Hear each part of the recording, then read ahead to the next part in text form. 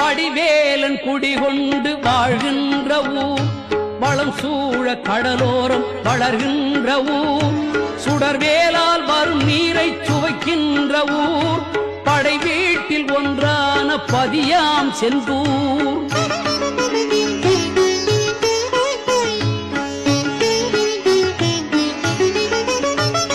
படிவேலன் குடிகொண்டு வாழ்கின்ற ஊர் வளம் சூழ கடலோரம் வளர்கின்ற ஊர் சுடர்வேலால் வரும் நீரை சுவைக்கின்ற ஊர் படை வீட்டில் ஒன்றான பதியாம் செந்தூர்